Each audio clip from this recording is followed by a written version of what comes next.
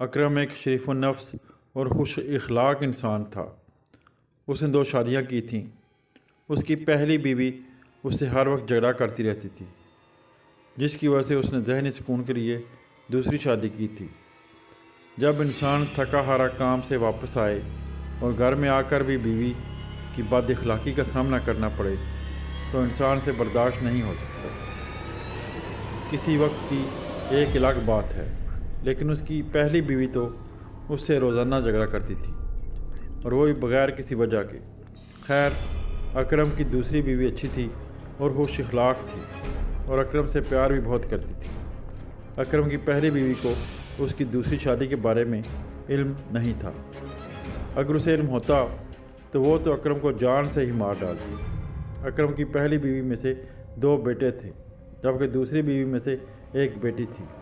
اکرم کی زندگی اچھی گزر رہی تھی اور اس کا کاروبار بھی ایسا تھا جس کی وجہ سے وہ کئی دن باہر رہ سکتا تھا، اور اس طرح سے وہ دوسری بیوی کے پاس بھی چلا جاتا۔ اس کی پہلی بیوی کو اس کی دوسری شادی کی کوئی خبر نہیں تھی، جبکہ اس کی دوسری بیوی اس کی پہلی شادی کے بارے میں جانتی تھی۔ اکرم کی پہلی بیوی میں سے 2 بیٹوں کے نام اسلم اور نوید تھے، جبکہ دوسری بیوی میں سے جو بیٹی تھی اس کا نام کائنات تھا۔ اکرم کی دوسری بیوی شہر گجرات میں رہتی تھی، جبکہ پہلی بیوی گوجرانوالہ میں رہتی تھی۔ اکرم کی دوسری بیوی جس گھر میں رہتی تھی اس گھر میں ایک پرانا درخت تھا جس کے پتے بالکل سوکھ چکے تھے اور آہستہ آہستہ مرجھا رہا تھا۔ وہ درخت دیکھنے میں بہت عجیب و غریب لگتا تھا۔ جب کوئی مہمان ان کے گھر میں آتا تو گھر میں داخل ہوتے ساتھ ہی جب اس کی نظر اس درخت پر پڑتی تو وہ سہم جاتا، جیسے اس نے کوئی خوفناک چیز دیکھ لی ہو۔ ایک شام کائنات اس درخت کے پاس کھیل رہی تھی کہ اس نے چلانا شروع کر دیا، بچاؤ بچاؤ۔ کائنات کی والدہ اس کی چلانے کی آواز سن کر دوڑتی ہوئی گئی اور کائنات سے پوچھا کہ کیا بات ہے، لیکن کائنات کچھ نہ بولی۔ اس کی والدہ نے اسے دوبارہ پوچھا تو پھر بھی وہ کچھ نہ بولی۔ ایسا لگتا تھا کہ وہ کچھ بولنا چاہ رہی ہے لیکن بول نہیں پا رہی تھی۔ اس کی والدہ نے اسے جھنجھوڑ کر پوچھا کہ کائنات کیا بات ہے، تم چلائی کیوں تھی، لیکن پھر بھی کائنات نہ بولی۔ ایسے لگ رہا تھا جیسے کائنات کو سکتہ طاری ہو گیا ہو۔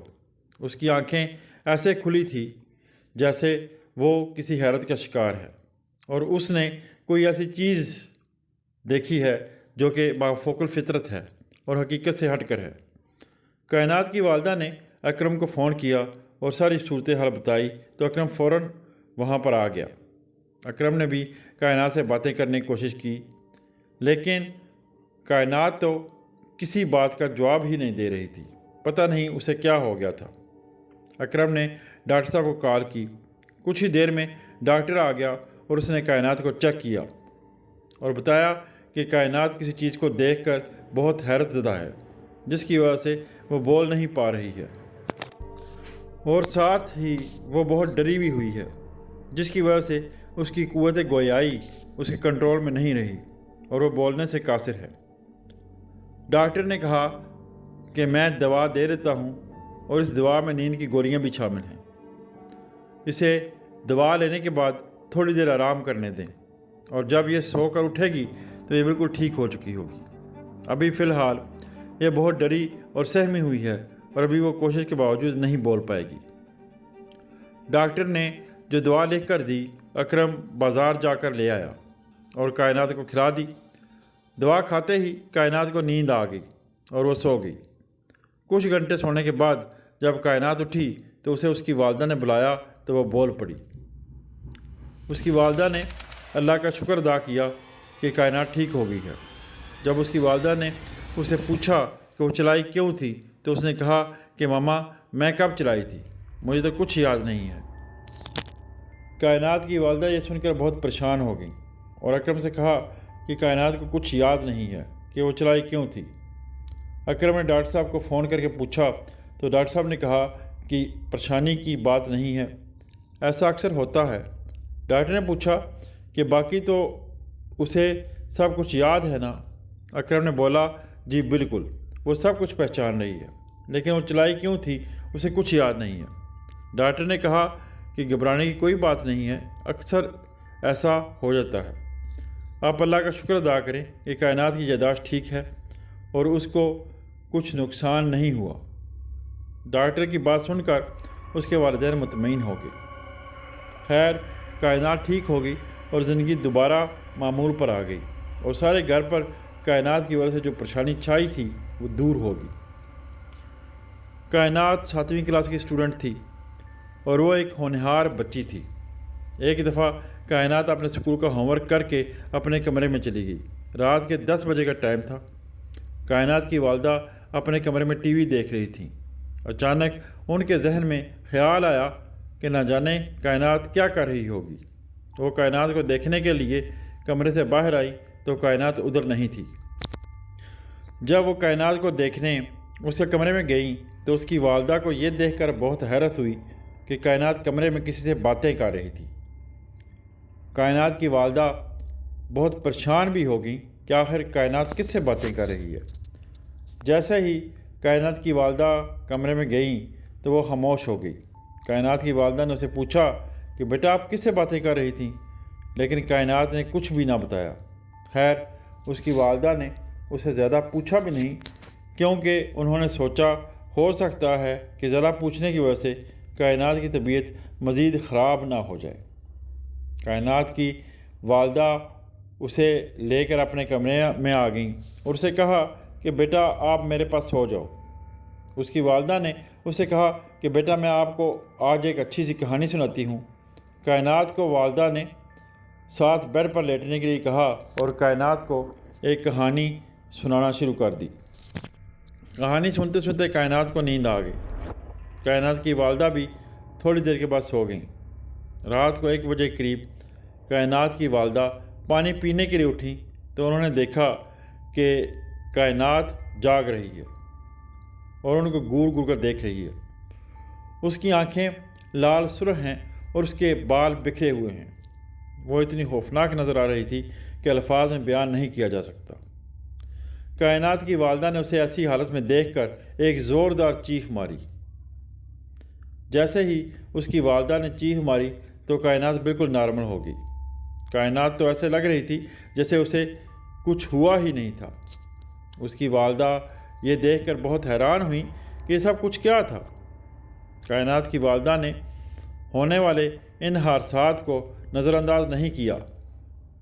کائنات کی والدہ کے ذہن میں یہ واقعہ ساری رات گردش کرتا رہا اور وہ ساری رات سو نہ سکی۔ پھر جب صبح ہوئی تو کائنات کی والدہ سائیکاٹرسٹ کے پاس چلی گئیں۔ اس نے رات کو پیش آنے والا واقعہ سائیکاٹرسٹ کو بتایا تو سائیکاٹرسٹ نے کہا کہ پریشانی والی بات نہیں ہے، ایسا ممکن ہے۔ ڈاکٹر نے کہا کہ آپ کائنات کو لے کر آئیں، میں اسے چیک کر لیتا ہوں۔ پھر کائنات کی والدہ نے ڈاکٹر سے اگلے دن کا ٹائم لے لیا اور ڈاکٹر سے کہا کہ وہ اگلے دن کائنات کو لے کر آئے گی۔ اگلا دن آیا تو کائنات کی والدہ اسے ساتھ لے کر ڈاکٹر کے پاس گئیں۔ ڈاکٹر نے پہلی ملاقات میں کائنات سے چند تعارفی باتیں کیں اور اس سے اس کی طبیعت کے بارے میں کئی باتیں پوچھیں۔ پھر اس نے اس کے اسکول فرینڈز کے بارے میں پوچھا۔ کائنات ہر لحاظ سے ڈاکٹر سے نارمل باتیں کر رہی تھی اور ڈاکٹر کی رائے بھی یہی تھی کہ کائنات بالکل ٹھیک ہے۔ خیر، ڈاکٹر نے کائنات کی والدہ سے کہا کہ وہ ہفتے میں 3 دن کائنات کو لے کر اس کے کلینک پر آئیں کیونکہ ڈاکٹر اسے مزید دیکھنا چاہتا تھا کہ اس کے ساتھ کیا مسئلہ ہے۔ ڈاکٹر نے کچھ دوائی لکھ دی جس میں نیند کی گولیاں بھی تھیں اور ڈاکٹر نے کہا کہ دوائی کائنات کو باقاعدگی سے دیں۔ وہ جتنا آرام کرے گی اس کے دماغ کو سکون ملے گا اور اس کی حالت بہتر ہو جائے گی۔ ویسے ڈاکٹر نے کائنات کی والدہ سے یہ بھی کہا کہ اسے کائنات بالکل نارمل لگتی ہے اور اس کے ساتھ کوئی مسئلہ نہیں لگتا۔ ڈاکٹر نے اس کی والدہ سے کہا کہ آپ کی بات کا بھی انکار نہیں کیا جا سکتا کیونکہ آپ کے سامنے سارا واقعہ ہوا تھا، جس کی وجہ سے ڈاکٹر مزید کائنات کو دیکھنا چاہتا تھا۔ کائنات کی والدہ ڈاکٹر سے فارغ ہو کر گھر آ گئیں۔ ڈاکٹر سے فارغ ہوتے ہوتے شام کا وقت ہو گیا تھا۔ کائنات کی والدہ نے کھانے کے بعد کائنات کو دوا دی اور اسے سلا دیا اور خود بھی اس کے ساتھ ہی سو گئی اور سوچنے لگی کہ کائنات کو اس رات کیا ہو گیا تھا۔ کائنات کی وہ لال سرخ آنکھیں جب ان کے سامنے آتی تو ان کے رونگٹے کھڑے ہو جاتے۔ سوچتے سوچتے انہیں کب نیند آ گئی انہیں پتہ ہی نہیں چلا۔ جب کافی رات ہو گئی تو اچانک کائنات کی والدہ کی آنکھ کھلی اور انہوں نے دیکھا کہ کائنات بیڈ پر نہیں ہے۔ وہ بہت پریشان ہو گئیں۔ انہوں نے کائنات کو سارے گھر میں تلاش کر لیا، لیکن کائنات ان کو نہ ملی۔ کائنات پتہ نہیں کدھر چلی گئی تھی۔ پھر کائنات کی والدہ نے فون کر کے اپنے شوہر کو بتایا کہ کائنات نہیں مل رہی ہے۔ اکرم نے کہا کہ صبح ہوتے ہی وہ گھر آ جائے گا۔ اکرم بھی بہت پریشان ہو گیا۔ اکرم کائنات سے بہت پیار کرتا تھا۔ جیسے ہی صبح ہوئی اکرم گھر آ گیا۔ کائنات کی والدہ کا نام عائشہ تھا۔ عائشہ نے اکرم کو ساری حقیقت بتائی۔ اکرم نے عائشہ کو تسلی دی اور ہر جگہ پر اکرم نے کائنات کو دیکھا لیکن وہ نہیں ملی۔ اکرم نے عائشہ سے کہا کہ اس وقت ہمیں پریشان ہونے کی بجائے ہوش سے کام لینا چاہیے اور صبر کا دامن ہار سے نہیں چھوڑنا چاہیے۔ اکرم نے اپنے ایک دوست جس کا نام شاہد تھا کو اپنے گھر پر بلایا اور اسے کہا کہ وہ فوراً اسے گھر آئے کیونکہ ضروری کام ہے۔ اس کا دوست گھر آ گیا۔ اس نے اپنے دوست کو ساری بات بتائی۔ اس کے دوست نے کہا کہ یہ کوئی روحانی مسئلہ ہے، میڈیکل کا نہیں۔ شاہد نے کہا کہ پریشان ہونے والی بات نہیں ہے، وہ ایک عامل کو جانتا ہے جس کے پاس واقعی علم ہے اور وہ کائنات کو ڈھونڈ لائے گا۔ شاہد نے اس عامل کو فون کیا اور ساری بات بتائی۔ اس عامل کا نام سعید شاہ تھا۔ اس عامل نے سب کو اپنے پاس بلایا اور کہا کہ فوراً میرے پاس آ جاؤ۔ شاہد، عائشہ اور اکرم اس عامل کی طرف چل دیے۔ جب وہ عامل کے پاس پہنچے تو عامل نے ان کو بتایا کہ ان کی بیٹی زندگی اور موت کی کشمکش میں ہے۔ اگر ذرا بھی غلط قدم اٹھایا گیا تو ان کی بیٹی جان سے ہاتھ دھو بیٹھے گی۔ عامل نے مزید بتایا کہ یہ سب کالے جادو کے ذریعے کیا گیا ہے۔ اس نے بتایا کہ کائنات پر بہت سخت کالا جادو کیا گیا ہے اور کالا جادو اکرم کی پہلی بیوی نے کرایا ہے۔ اکرم نے عامل سے کہا کہ اس کی پہلی بیوی کو تو کائنات کے بارے میں علم ہی نہیں ہے۔ عامل بولا کہ اس کی پہلی بیوی ہر بات جانتی ہے، اس کی دوسری شادی کے بارے میں بھی جانتی ہے۔ عامل نے کہا کہ وہ چاہتی ہے کہ اکرم کی دوسری بیوی کی فیملی نیست و نابود ہو جائے اور اس کا نام و نشان تک نہ رہے، اور اس نے یہ پہلا تیر چلایا ہے جو کہ اس کا بالکل نشانے پر بیٹھا ہے۔ عامل نے سب کو تسلی دی اور کہا کہ کائنات مل جائے گی۔ عامل نے کہا کہ کائنات کو کالے علم کے ذریعے غائب کروایا گیا ہے۔ اکرم نے عامل سے پوچھا کہ اس کی بیٹی کو کہاں پر چھپایا گیا ہے۔ عامل نے جاننے کی بہت کوشش کی لیکن معلوم نہیں ہو سکا۔ عامل نے بتایا کہ اکرم کی پہلی بیوی نے جس عامل سے کالا علم کروایا ہے وہ بہت قابل ہے۔ عامل نے بتایا کہ اس نے کسی چڑیل کی نہیں بلکہ پری کی ڈیوٹی لگائی ہے اور پری میں بہت زیادہ طاقت ہوتی ہے۔ اس نے کہا کہ اکرم کی پہلی بیوی نے اتنا ظالمانہ اور گندا کالا علم کروایا ہے کہ اس کو سوچتے ہوئے بھی گن آتی ہے۔ اس عامل نے کہا کہ آپ میری باتیں سن کر پریشان نہ ہو جائیے گا، میں آپ کو حقیقت بتا رہا ہوں۔ الحمدللہ اللہ تعالیٰ نے مجھے اتنی طاقت دی ہے کہ میں اس سارے کالے علم کی طاقت کو ختم کر سکوں اور اس کا اثر زائل کر سکوں، اور ویسے بھی اللہ کی کلام کے سامنے کالے علم کی کوئی حیثیت نہیں ہے۔ عامل نے کہا کہ یہاں 30 کلومیٹر کے فاصلے پر ایک پہاڑ ہے جس پر بیٹھ کر مجھے وظیفہ کرنا پڑے گا۔ وہ پری جس کی ڈیوٹی لگائی گئی ہے حاضر ہوگی اور پھر اگلی بات ہوگی۔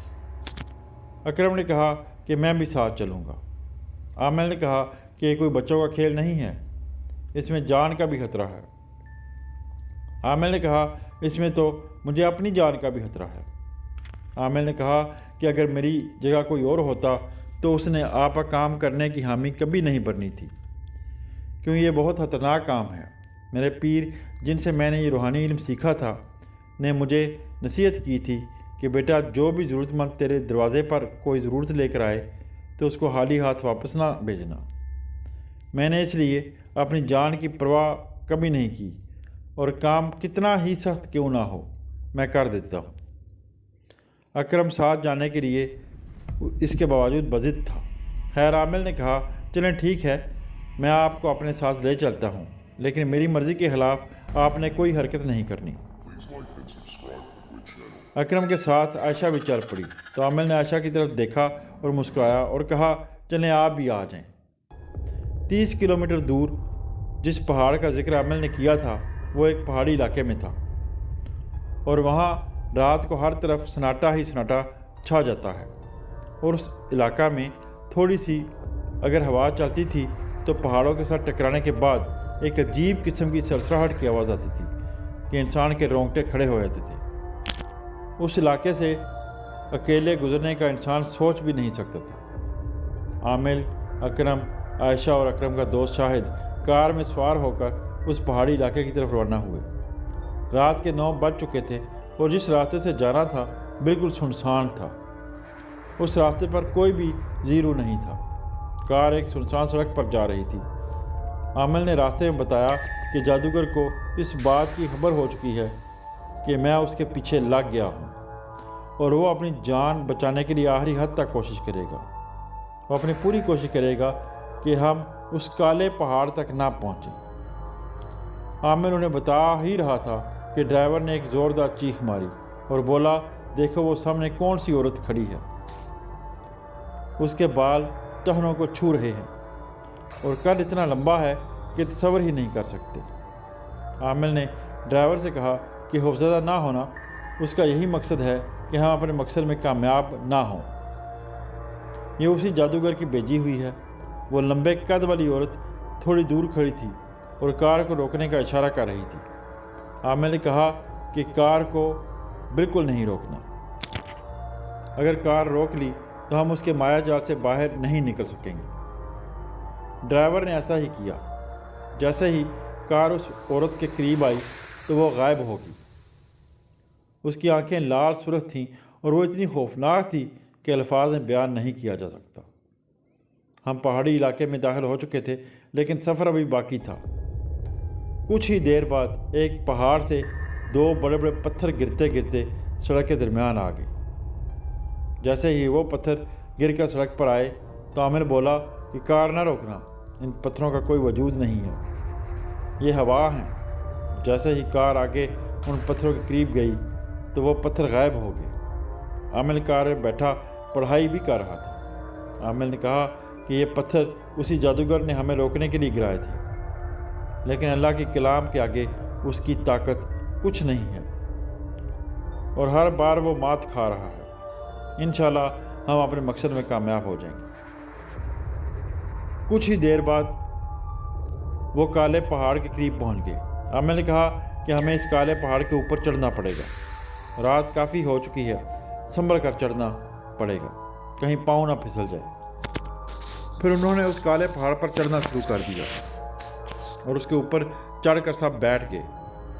عامل نے ان سے کہا کہ میں یہاں پر وظیفہ کروں گا، اور کچھ بھی ہو جائے آپ میں سے کوئی بھی اپنی جگہ سے ہلے گا نہیں۔ سب نے کہا ٹھیک ہے۔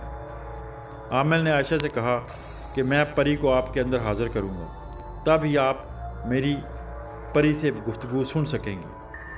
میں ویسے بھی پری کو حاضر کر سکتا ہوں، لیکن اس صورت میں آپ کو میری باتیں تو سنائی دیں گی لیکن پری کو نہیں سن سکیں گے۔ عائشہ نے کہا ٹھیک ہے۔ عامل نے وہاں سے چلتے وقت کچھ مٹی کے چراغ اور خوشبوئیں لی تھیں۔ عامل نے مٹی کے چراغ ایک دائرہ کی صورت میں جلائے اور سب کو کہا کہ اس دائرہ میں بیٹھ جائے، اور کچھ بھی ہو جائے اس دائرے سے باہر نہیں نکلنا۔ عامل خود بھی دائرے میں بیٹھ گیا اور اس نے اپنے سامنے ایک بڑا سا برتن رکھ لیا جس میں اس نے آگ جلائی اور اس نے پڑھائی کرنا شروع کر دیا۔ اس نے اپنے سامنے عائشہ کو بٹھا لیا تھا تاکہ اس میں پری کی حاضری ہو سکے۔ عامل کچھ پڑھتا جا رہا تھا اور آگ میں کچھ پھینکتا جا رہا تھا۔ جیسے ہی وہ آگ میں کچھ پھینکتا تو آگ میں سے عجیب سی چنگاریاں اوپر کو اٹھتیں۔ عامل نے خوشبوئیں بھی جلائیں۔ تھوڑی ہی دیر کے بعد عائشہ کی حالت عجیب ہونا شروع ہو گئی۔ اس نے گردن نیچے کر لی اور اپنے سارے بال کھول دیے اور بکھیر دیے۔ اسے بہت سخت گرمی لگ رہی تھی۔ تھوڑی ہی دیر بعد عائشہ نے سر اوپر اٹھایا تو اس کی آنکھیں لال سرخ ہو چکی تھیں اور وہ چمک رہی تھیں۔ اس کی آنکھوں کو دیکھ کر خوف آتا تھا۔ وہ اچھل اچھل کر عامل کی طرف آ رہی تھی تاکہ اس پر حملہ کر سکے، لیکن عامل نے اسے علم کے زور سے باندھا ہوا تھا۔ پری حاضر ہو چکی تھی اور اس نے بولا کہ اے عامل، مجھے اس فیملی سے کوئی دشمنی نہیں ہے، میں نے تو اپنی ڈیوٹی کرنی ہے اور وہی میں کر رہی ہوں۔ جب بھی ہمیں کوئی کام کہا جاتا ہے، اگر ہم نہ کریں تو ہمیں آگ لگ جاتی ہے، اس لیے ہمیں مجبوراً وہ کام کرنا پڑتا ہے۔ میں سب کچھ ایک جادوگر کے کہنے پر کر رہی ہوں۔ اس جادوگر سے یہ سب اکرم کی پہلی بیوی عشرت نے کروایا ہے۔ تم مجھے آزاد کرا دو تو میں آزاد ہو جاؤں گی، مجھے کیا ضرورت ہے کسی کو تکلیف دینے کی۔ عامل نے پوچھا کہ کائنات کدھر ہے؟ پری نے کہا کہ وہ میرے پاس ہے اور بالکل ٹھیک ہے، لیکن اگر عامل اسے آزاد نہ کرا سکا تو پری کو مجبوراً کائنات کو جان سے مارنا پڑے گا۔ عامل نے کہا کہ میں تمہیں تھوڑی دیر تک آزاد کرا لیتا ہوں، اور عامل نے مزید پری سے کہا کہ تمہیں آزاد ہونے کے لیے مسلمان ہونا پڑے گا، کیا تم اسلام قبول کر لو گی؟ پری بولی کہ میں نے ابھی تک اسلام قبول تو نہیں کیا، لیکن مجھے اسلام سے بہت لگاؤ ہے۔ پری نے کہا کہ وہ مسلمان بننے کے لیے تیار ہے۔ عامل نے اسے کلمہ پڑھا کر مسلمان کر دیا۔ عامل نے پری سے کہا کہ اب تم اس جادوگر کی لگائی ہوئی ساری پابندیوں سے آزاد ہو، اب بتاؤ کائنات کدھر ہے؟ پری نے کہا کہ وہ تھوڑی دیر تک ادھر ہی آ جاتی ہے۔ تھوڑی دیر کے بعد کائنات کی آواز سنائی دی، وہ دور سے دوڑے چلے آ رہی تھی۔ اکرم نے اسے دیکھ کر سینے سے لگا لیا۔ عامل نے اس پری سے کہا کہ اس جادوگر نے ان پر اور کیا کچھ کیا ہے؟ پری نے جواب دیا کہ ان کی رزق کی بندش کی ہے، ان کو بیمار کرنے کے لیے ان پر جادو کیا ہے، اسی لیے عائشہ زیادہ تر بیمار رہتی ہے۔ پری نے کہا کہ اس جادوگر نے ساری فیملی کو 20 دن کے اندر اندر ختم کر دینا تھا، لیکن ان کی قسمت اچھی ہے کہ ان کو پہلے پتہ چل گیا اور یہ آپ کے پاس آ گئے۔ اکرم کے دوست شاہد نے انہیں بہت اچھا مشورہ دیا تھا اور وہ دیکھتے ہی یہ جان گیا تھا کہ یہ کوئی میڈیکل کا مسئلہ نہیں ہے، کوئی روحانی مسئلہ ہے۔ پری نے کہا کہ اگر اکرم شاہد سے رابطہ نہ کرتا تو اس فیملی کو ساری زندگی پتہ نہیں چلنا تھا کہ ان کے ساتھ کیا مسئلہ ہے۔ یہ بہت شریف لوگ ہیں اور انہوں نے کبھی کسی انسان کے ساتھ زیادتی نہیں کی، اس لیے اللہ نے ان کو بچا لیا ہے، ورنہ اس جادوگر نے اپنے علم کے زور پر ان کے ساتھ بہت برا سلوک کرنا تھا۔ پری نے عامل سے کہا کہ وہ جادوگر جس نے اس فیملی کو ختم کرنے کے لیے کالا علم کیا ہے وہ مر گیا ہے اور ابھی اس کے گھر کو آگ لگ گئی ہے۔ پری اچھی تھی، لیکن اسے کالے علم کے زور پر مجبور کیا گیا تھا کہ وہ غلط کام کرے، اس لیے وہ کر رہی تھی۔ پری نے سب سے اجازت لی اور غائب ہو گئی۔ سب نے عامل کا شکریہ ادا کیا۔